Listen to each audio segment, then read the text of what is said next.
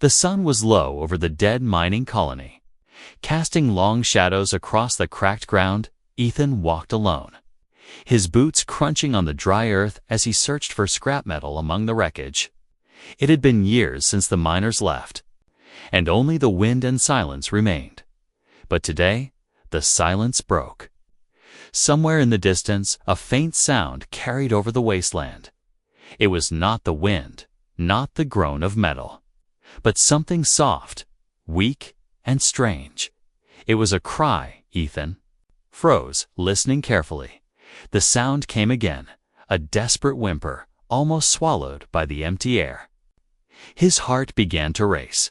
He moved toward the cliffs, climbing over piles of rusted machinery. The closer he got, the clearer the sound became. It was not human. When he reached the edge of a broken path, he saw her, half buried in dust and rubble. Lay a figure, small, fragile, and unlike anything he had seen before. Her skin shimmered faintly under the dying sunlight. A pale silver blue, cracked and dry, her hair, long and tangled, glowed faintly, as if holding the last light of the day. Her lips moved, but no words came out. Only a trembling breath. Ethan's throat tightened. She looked young, barely alive. And every breath seemed like it could be her last. For a moment, he stood still, unsure if he should help or walk away in this world. Helping a stranger, especially a non-human one, could mean trouble. The colony's patrols were harsh, and anyone caught hiding aliens could disappear without a trace. But leaving her here meant she would not survive the night. Her fingers twitched weakly, reaching toward him. He knelt beside her, brushing dust away from her face. Her eyes opened slightly, glowing faintly with a deep violet color. They were full of pain, but also something else. Hope. She whispered a single word, strange and soft, in a language he didn't understand. Ethan swallowed hard. He didn't know what it meant, but it sounded like a plea. He slid his arms under her light frame, surprised by how little she weighed. Her body was cold, colder than it should be. He wrapped his old jacket around her, holding her close to his chest. The wind picked up, carrying with it a low rumble from far away. At first, he thought it was thunder. But the sound grew sharper. Mechanical, engines, something or someone was coming. Ethan looked toward the horizon and saw faint lights moving. They were not friendly. If those were patrols, and they found him with her, it would be the end for both of them. He had to move fast, clutching her tighter. He started back toward the path leading to his shelter. Her breathing was shallow, each inhale making a soft, wheezing sound. The strange glow of her veins pulsed faintly. He didn't know if it was a sign of life or a warning that she was slipping away. Every step felt heavier. The sky darkened quickly. As the sun sank, the sound of engines in the distance became clearer. They were closing in. Ethan's mind raced. The back route to his shelter was longer, but it avoided the open road. If he was lucky, they wouldn't find his tracks before. The night wind covered them. He adjusted her in his arms, feeling her head rest against his shoulder. Her voice came again, barely a whisper. He leaned closer, but still couldn't understand her words. Her eyes fluttered shut. He could feel her slipping into unconsciousness. He quickened his pace, ignoring the burning in his legs. The wasteland was unforgiving, and every minute counted. When he finally reached the old service tunnel hidden under a collapsed structure, he ducked inside. The air was cooler here, filled with the scent of rust and damp stone. He set her down gently on a folded blanket. Her skin looked even paler. In the dim light, her breathing slower. He checked her for wounds, but found none. Only strange markings along her neck and arms, like faint glowing lines under her skin. Ethan had seen many things in the colony, but nothing like this. Somewhere above, the distant hum of engines echoed. They were searching, and if they were looking for her, they would not stop. He realized then that his life had just changed. There would be no going back to quiet days alone, not after finding her. Not after hearing that desperate cry outside. The wind howled, carrying the sound of approaching danger. Ethan sat beside her, torn between fear and determination. Whatever she was, whoever was hunting her, he couldn't leave her to die. He didn't know it yet. But this choice would pull him into a fight far bigger than anything he had faced. Before the engines drew closer, the shadows of the wasteland growing longer, and Ethan, a solitary man with nothing to lose, prepared for the moment that would decide both their fates. Ethan sat in the dim service tunnel, his breathing steady but his mind racing. The girl lay on the blanket, her faint glow the only light in the darkness. He reached for the old lantern beside him and lit it, its weak flame casting trembling shadows on the walls. Her eyes remained closed, her chest rising and falling in slow, uneven breaths. He didn't know if she had hours or minutes. He opened his small metal case of supplies. There wasn't much: a few packets of dried food, a canteen half full of water, and some old medical patches. He poured a little water into the cap and touched it to her lips. For a moment, there was no reaction. Then she stirred slightly and took a shallow sip. The faint hum under her skin flickered. Her eyelids moved, but did not open. Outside, the hum of engines rolled over the wasteland like a storm. Ethan knew they were searching sector by sector. They would find the tunnel eventually, but maybe not tonight if he was careful. Still, he needed to get her somewhere safer. This place would not hold if they brought scanners. A sudden vibration shook the ground. Dust fell from the tunnel's ceiling. Ethan froze, listening. The sound wasn't from above, was inside the tunnel. Somewhere deeper, he stood slowly, hand instinctively going to the wrench hanging from his belt. The sound faded, replaced by the distant drip of water. He told himself it was nothing. But his grip on the wrench tightened. He returned to her side, the lantern's flame flickering with the draft. She was shivering now, small tremors moving through her body, her glow dimming. Ethan pulled the thermal blanket over her completely. Wrapping it tight, his heart pounded as her breathing grew shallower. He had seen this before in dying miners trapped underground. If she stopped breathing, he wouldn't even know how to help. Her lips moved again, whispering words he didn't understand. This time, the sound was urgent, almost fearful. He leaned closer, catching fragments. One of them sounded like hunters, another like beacon. Before she slipped back into silence, Ethan knew then that someone was tracking her. Maybe they were already close. His old instincts from years as a salvage runner kicked in. He quickly began packing his supplies, sliding tools, food, and water into a small bag. Every sound outside felt sharper now, like the world was listening to him. He crouched and lifted her again, her head falling against his shoulder. She was lighter than before. Worry burned in his chest. He stepped out of the tunnel into the cool night. The sky above was black and wide, filled with stars, but far in the east, faint red lights moved. Slowly, like watching eyes, the shortest path to his main shelter would take them past an open ridge. Dangerous, but faster, the long route wound through rocky gullies. Hidden from view but slow, he hesitated, hearing the engines change pitch. They were spreading out. Searching, he took the long route. The ground was uneven, and every step jarred his arms. But he kept going, the girl's faint glow barely visible under the blanket. Twice he stopped to listen, hearing nothing but the wind. Then, on the third stop, he heard something else: soft mechanical clicks.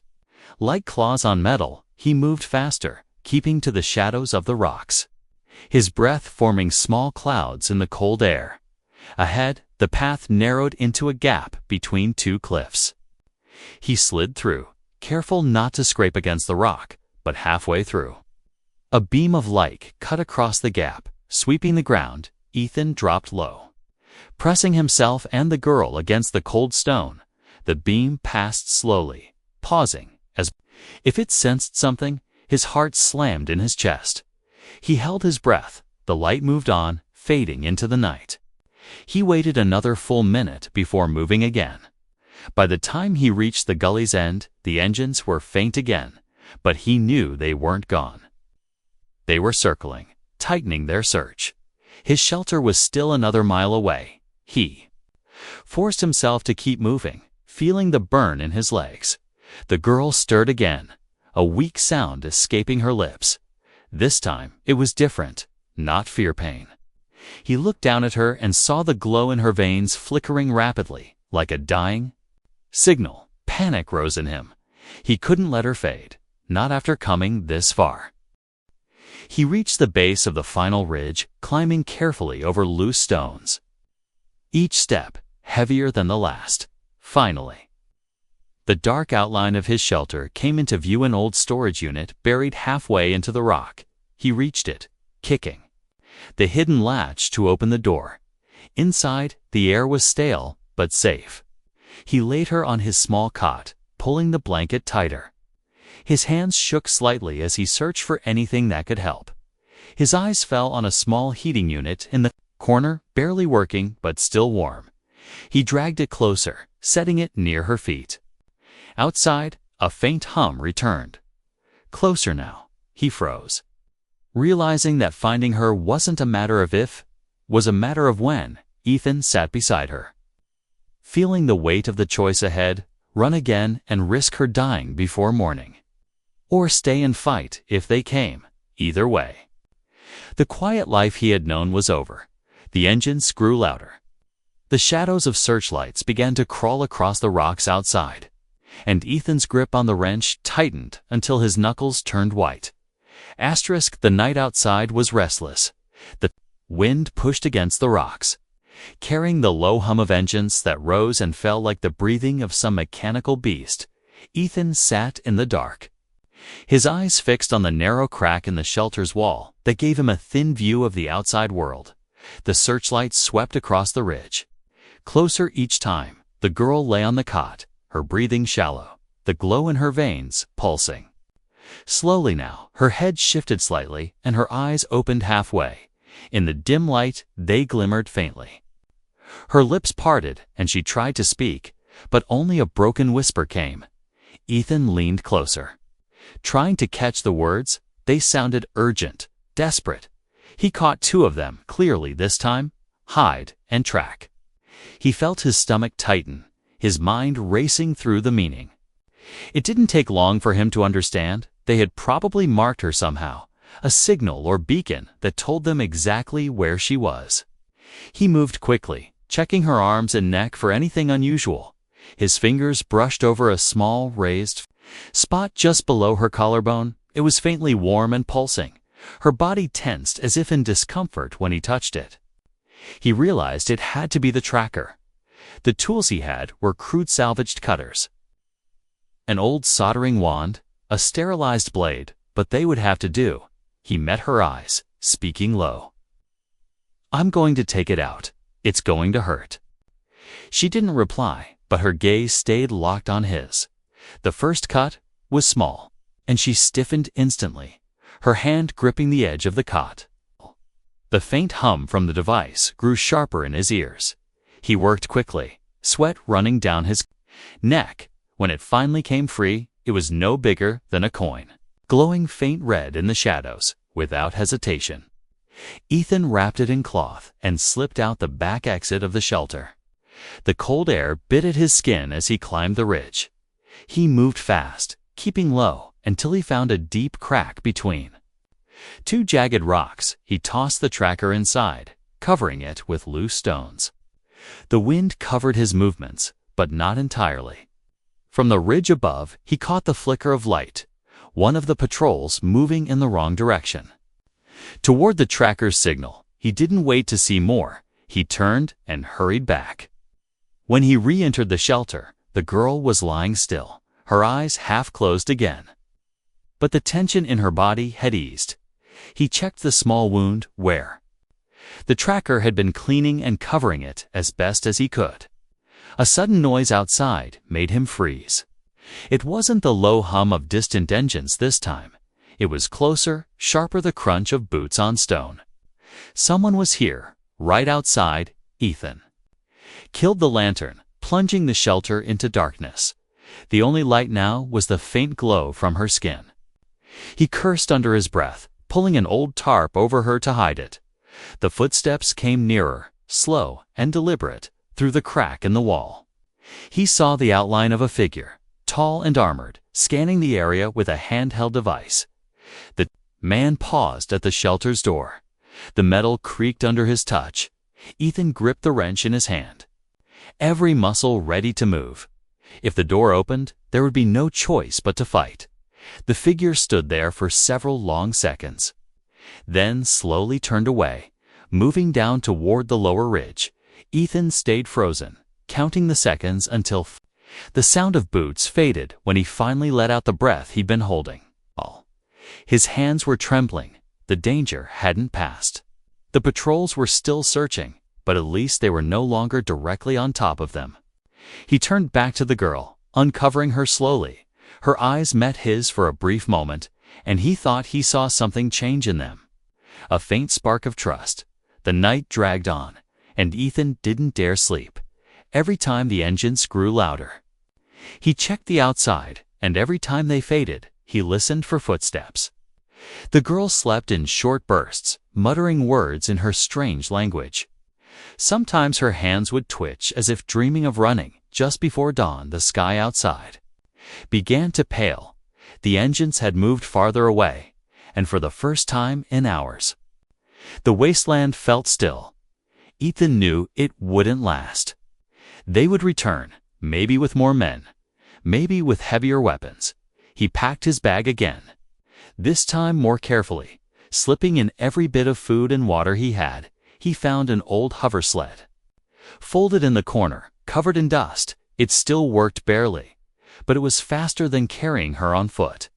He would need that speed if they were to survive the day. The girl stirred when he lifted her into the sled, her hand brushing against his arm. She looked at him as if trying to say something, but the words never came. He gave her a small nod, as if answering a question she hadn't asked aloud. By the time the sun rose fully over the horizon, Ethan was already guiding the sled through the narrow gullies. Leaving the shelter behind, he didn't look back. He knew that if he survived this, he might never see this place again. The wasteland stretched endlessly before them, but somewhere ahead, there had to be a place where they could hide. Somewhere safe enough to buy time, because he had no doubt. Now whatever she was running from would follow them to the ends of the earth. The hover sled glided over the cracked ground, its old engine whining softly. Ethan kept it low and close to the rocky gullies, using the jagged terrain to hide their movement. The cold morning air stung his face, but he pushed forward. The girl lay wrapped in blankets behind him, her faint glow hidden, her breathing steady but still weak.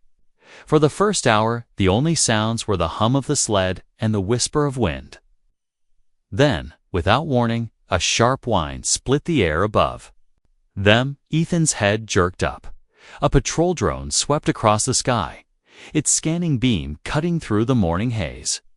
He swerved into a narrow canyon, the sled scraping against the stone. Sparks flying, the beam passed overhead, but the sound of engines followed, heavier this time, not just drones' vehicles. He cursed under his breath. They had found their trail. Faster than he expected, the canyon curved ahead, but its high walls were too smooth for climbing. If they were cornered here, there would be no escape. He pushed the sled harder, the engine groaning. The girl stirred behind him, her voice soft but strained. She said a word he didn't know, then pointed weakly toward a split in the canyon wall. Ethan risked a glance. It was barely wide enough for the sled, but he turned toward it anyway. The sled scraped violently as they forced their way through, the sound echoing like a signal to anyone nearby. The path beyond was rough, the sled bouncing over rocks. Ethan fought to keep control. The engines behind them grew louder, dust clouds rising where the enemy followed. A shot cracked through the air. a beam of light searing past the sled and scorching the rock wall. He ducked instinctively, swerving again. The next shot hit closer, sending shards of stone into the air. The girl's hand gripped the sled's edge tightly, her glow brightening. Slightly under the blankets, Ethan knew that if they hit the sled directly, it was over. The canyon widened suddenly into an open stretch, bad for hiding, but good for speed. He leaned forward and pushed the throttle to its limit. The old engine screamed, the sled shaking violently, dust and grit whipping into his face. Another beam shot past them, followed by two more.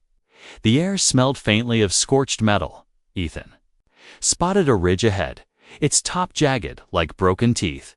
If they could reach it, they might lose the patrols in the maze of rocks beyond. But the vehicles were closing fast, the hum of their engines now a deep, threatening growl. He took a hard turn, the sled skidding on loose gravel. One of the pursuing vehicles overshot the turn, smashing into a rock outcrop. Flames flaring briefly before the sound of twisted metal echoed back, but the others kept coming. Faster now. The girl leaned toward him, speaking quickly in her language, pointing to a cluster of dark shapes near the base of the ridge. Ethan glanced at them. They looked like dead machines, long abandoned and half buried in sand. Still, something about the way she looked at them made him trust her. He steered toward the shapes. As they approached, he saw they were old mining rigs, their towering frames leaning at odd angles, broken drills jutting out like the bones of some ancient beast. Weaving between them gave him cover. The pursuing vehicles slowed slightly, forced to navigate the narrow gaps. Ethan took the chance to swing the sled around one of the larger rigs, its massive shadow hiding them for a few seconds.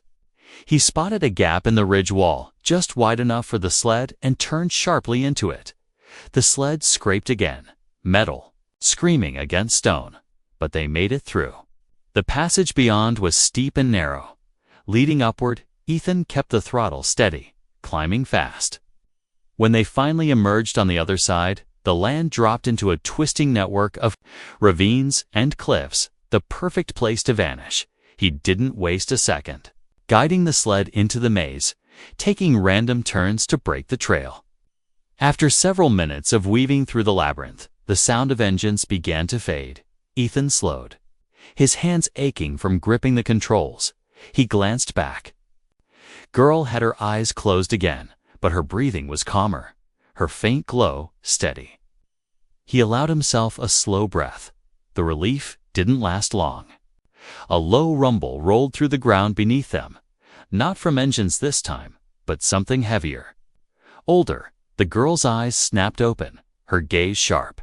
She said something quickly, her voice urgent. Ethan didn't understand the words, but the fear in her tone was enough. He scanned the ridges above. The rumble grew louder. Then a massive shadow moved across the sunlight. Something enormous was shifting along the cliffs. He didn't know what it was, but the way the girl gripped his arm told him one thing: it was worse than the patrols. And it was coming their way. The rumble in the ground grew stronger. Loose stones sliding down the cliffs around them. Ethan gripped the sled's controls tightly, his eyes darting between the path ahead and the shifting shadows above. The girl's glow brightened slightly, her breath quick and shallow. She whispered something low and urgent. Her gaze locked on the cliff wall to their right. A moment later, the rock face moved. What Ethan thought was stone shifted into a massive armored hide. A creature the size of a small shuttle crawled along the cliff, its many limbs gripping the rock with sharp, hooked claws. Its eyes glowed faint amber, locking on to the sled. Ethan swore under his breath, twisting the sled sharply to avoid a spray of falling debris as the creature's claw dug into the cliff. The sound was deep and grinding, like metal tearing. The girl grabbed his arm. Pointing toward a narrow split between two high walls ahead, he turned the sled toward it, the engine whining as they picked up speed. The creature moved faster than he expected, swinging down from the cliff with terrifying grace. Its segmented body rippling like a giant centipede. Ethan felt the air shake as it landed behind them. The sled jolted from the impact, dust billowing into the air. He pushed the throttle to its limit, the narrow passage rushing toward them. The creature gave a shrill, metallic screech, the sound rattling in Ethan's skull. The girl flinched under the blanket, her hands gripping the sled's frame. The passage walls closed in, sharp rocks scraping the sled's sides. Ethan ducked his head as jagged stone hung low. Behind them, the screech came again. Closer this time, he risked a glance back and saw the creature forcing itself through the passage. Its armored plates scraping against the stone, sparks flying, he steered hard left where the path split. Choosing the steeper climb, the sled's old engine groaned but kept pulling. Loose gravel skittered under the sled's weight. The creature slammed into the turn, its claws gouging the rock. The girl's voice rose sharply. She pulled back the blanket just enough to free one of her arms. Her hand glowed brighter, almost blinding in the dim canyon light. Ethan shielded his eyes as a narrow beam of pale energy shot from her palm. Hitting the cliffside just above the creature, the impact cracked the rock, sending a shower of boulders down onto the creature's back. It screeched again, the sound more pained now. Its movement slowed. Ethan didn't wait to see if it was stopped.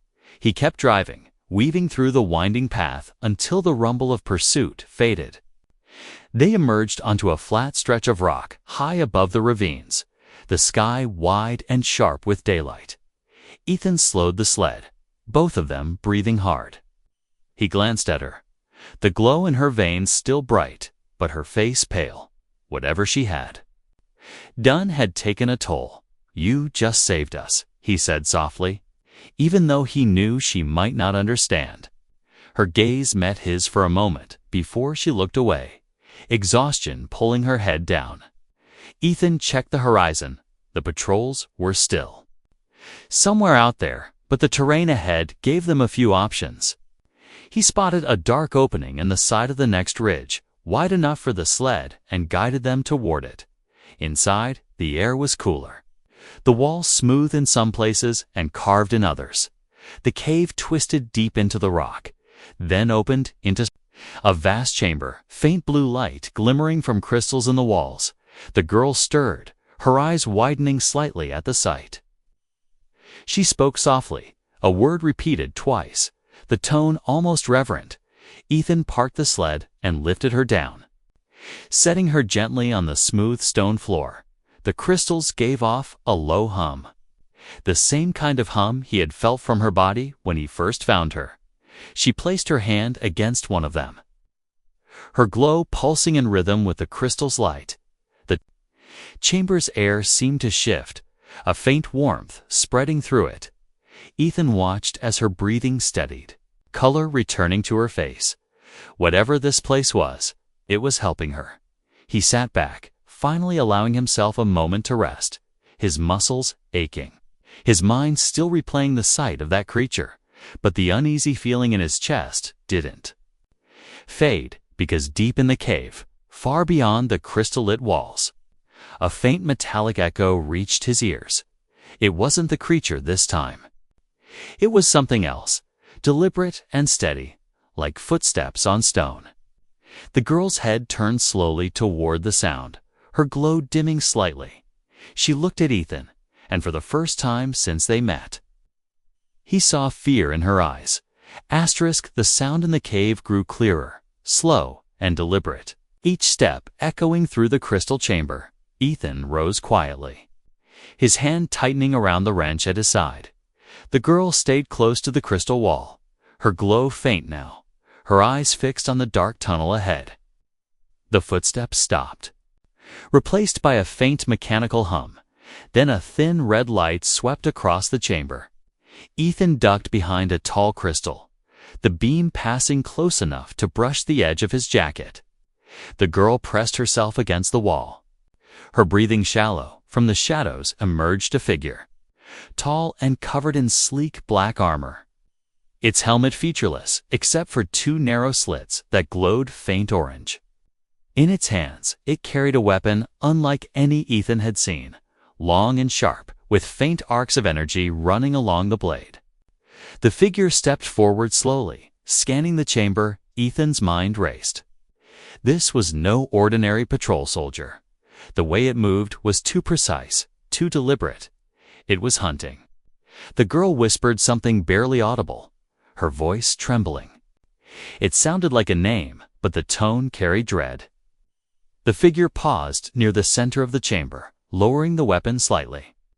Ethan could see the faint shimmer of dust falling from its armor. As if it had been traveling far and hard to get here. The silence stretched, then it turned suddenly toward the crystal where Ethan hid. Ethan didn't wait. He lunged from cover, swinging the wrench in a wide arc. The blow landed hard against the figure's shoulder, sparks flying. The armored hunter staggered but didn't fall. Its weapon slashing toward him in return. Ethan barely dodged. The edge slicing a shallow cut into his sleeve.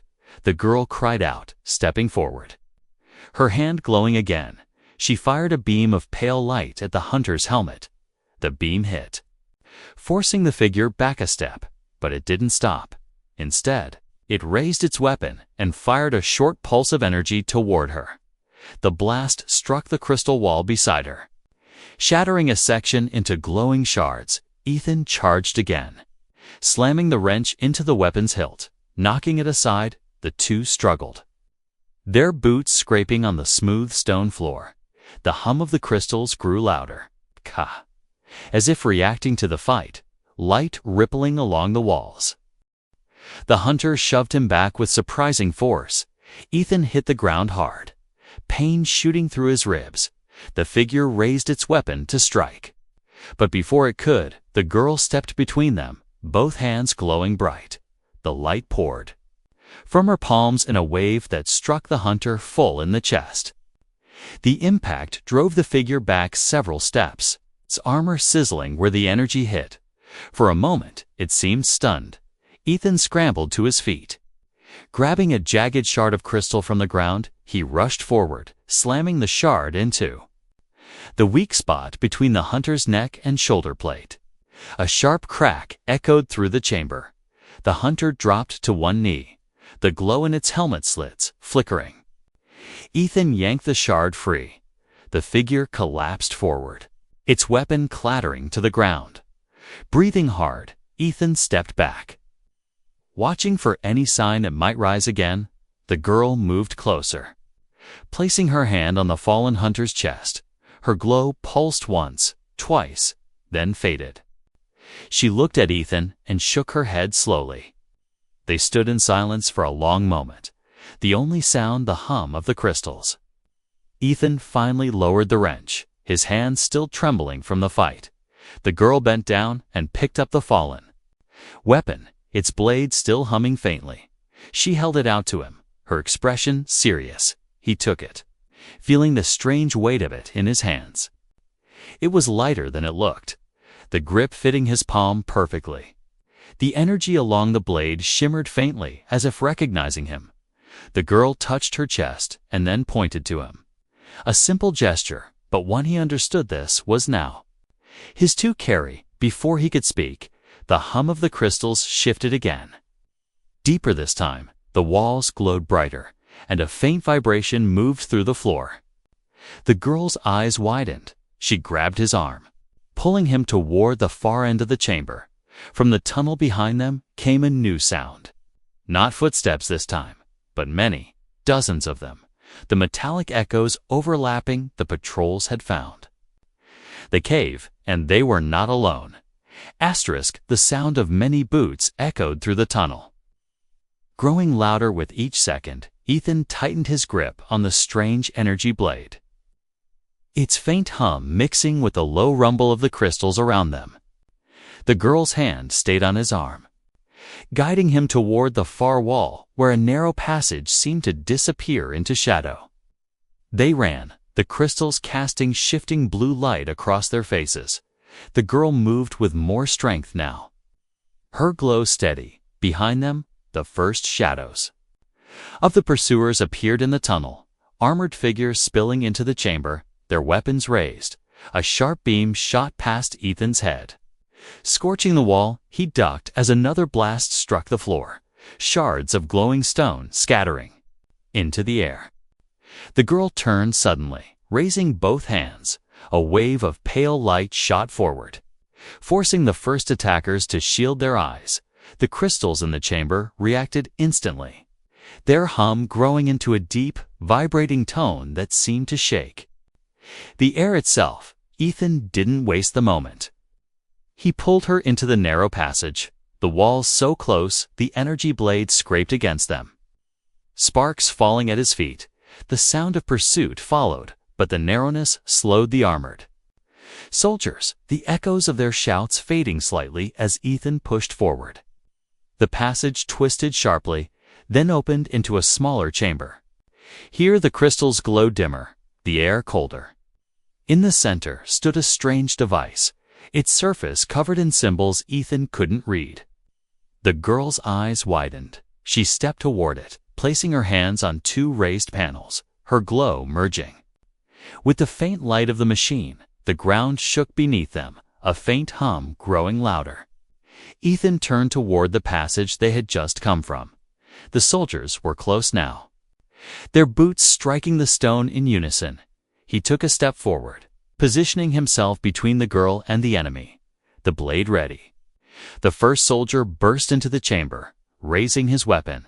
Ethan moved without thinking, the energy blade slicing clean through the barrel of the gun, sparks flaring.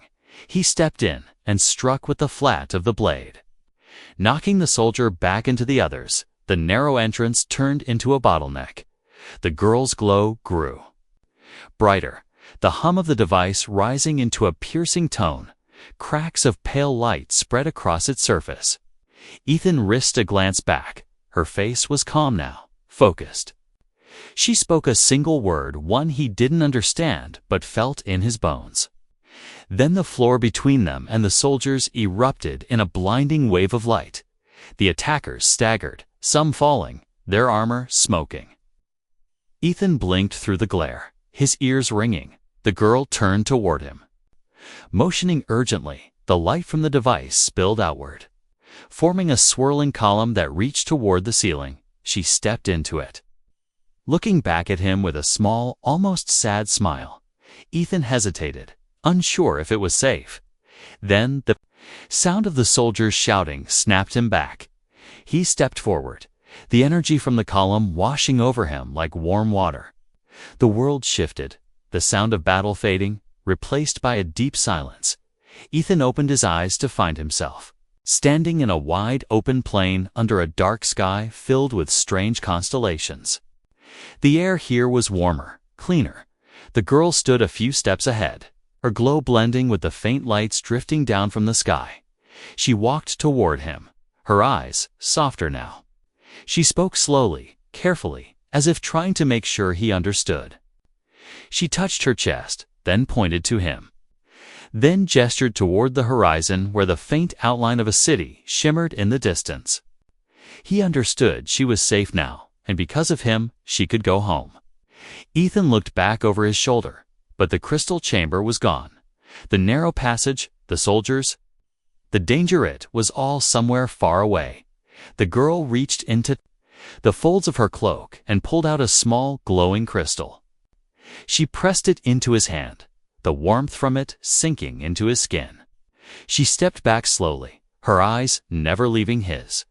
Then she turned toward the city, her figure glowing brighter as she walked away.